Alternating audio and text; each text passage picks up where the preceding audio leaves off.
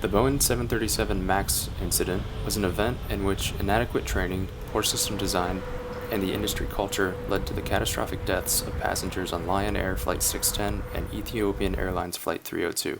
The system which people often attribute these accidents to is called MCAS, or Maneuvering Characteristics Augmentation System. The system was designed to counteract the additional thrust from the 737 MAX's larger engines, which were so powerful that a system needed to be designed in order to counteract the great amount of thrust that they produced. The MCAS system worked by altering the aircraft's trim, and to understand what that means, let's go out to an airport and take a look at the type of plane these pilots would use during training.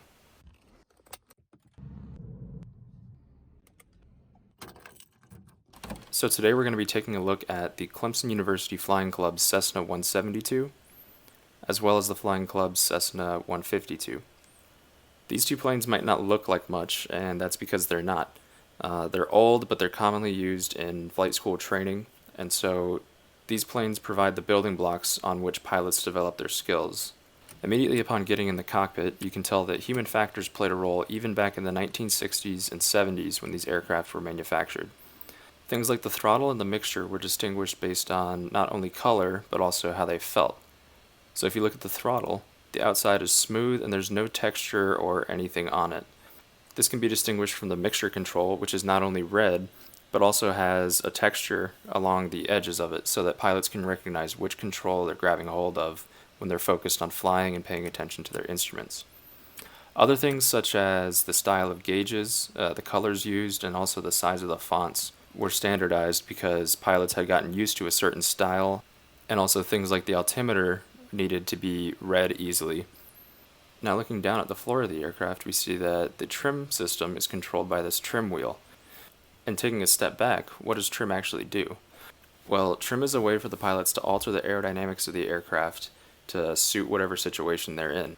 The way the trim actually works on the Cessna 172 is there's a small tab on the horizontal stabilizer that the trim wheel will actually change.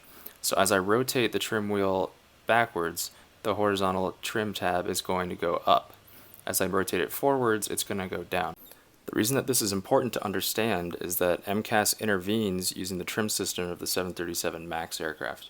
So when MCAS detects a high pitch or a high angle up, not a lot of airspeed, and also the pilot applies throttle, then MCAS will intervene by trimming the aircraft nose down, so basically pointing the aircraft towards the ground. Although this might sound crazy, it was actually standard procedure in previous generations of the 737 to reduce throttle and point the aircraft down in the event of a stall.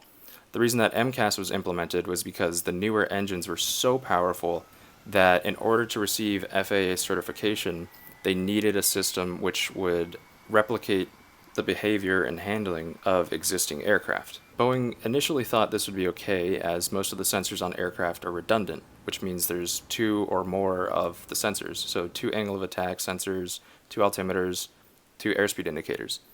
However, what they didn't realize was that MCAS only took a reading from one of the 2 sensors. So when one of the sensors faulted out, the aircraft would be placed into a nose-down attitude without the pilot knowing. The human factors issues with this are that the pilots never received any training regarding the MCAS system, and so when the MCAS system would inappropriately intervene and take over the trim system, the pilots had no idea what was going on because they had been used to learning to fly an aircraft where the pilot does all of the trimming and the aircraft doesn't intervene unless it's on autopilot, which can be disengaged. In my opinion, this falls under preconditions for unsafe acts in the HFACS model as mental limitations due to failure to train the pilots. In addition to this, I also think the technological environment played a role in these crashes in that MCAS should only ever intervene during a scenario in which multiple buzzers are going off and warnings are being issued to the pilots,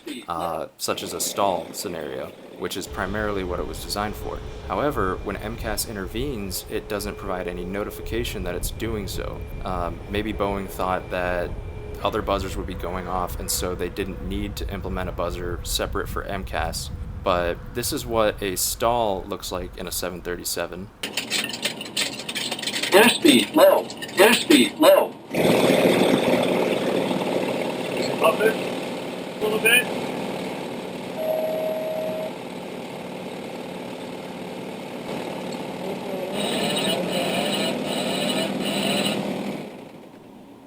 And this is what MCAS's indication that it was intervening sounds like. We have to shake the rudder.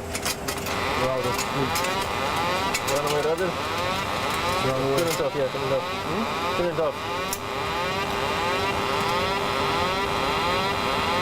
Okay, there's the fire flying. As you can see, they're very different, and the first one you can tell something bad is going wrong and that the pilots need to act.